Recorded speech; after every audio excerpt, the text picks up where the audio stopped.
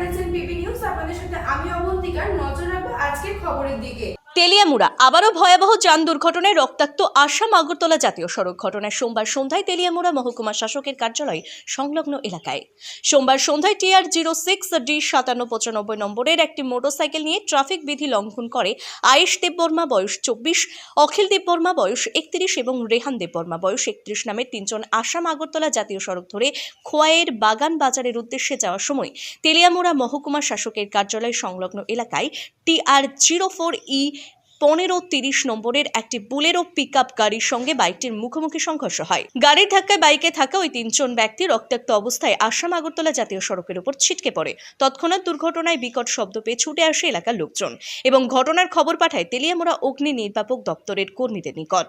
খবর পেয়ে তেলিয়ামুড়া অগ্নি নির্বাপক দপ্তরের কর্মীরা দুর্ঘটনাস্থলে ছুটে গিয়ে আহতদের উদ্ধার করে নিয়ে আসে তেলিয়ামুড়া মহকুমা হাসপাতালে। বর্তমানে আহতদের চিকিৎসা চলছে তেলিয়ামুড়া মহকুমা হাসপাতালে জরুরিকালীন বিভাগে।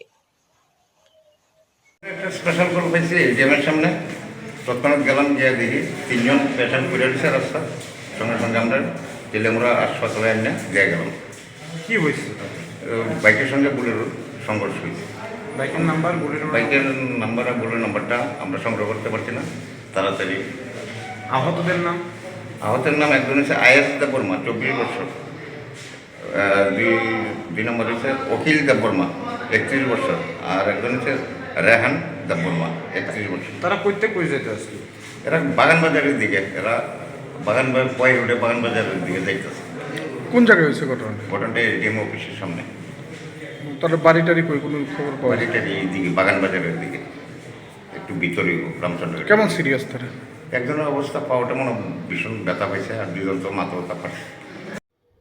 Bureau report, PB news. Annapurna medical hall, chemist and druggist. এখানে সকল প্রকার ওষুধ পাওয়া যায়। নবাবহাট মোড়, পূর্ব বর্ধমান। যোগাযোগ করুন 6295528655 অথবা 7602347696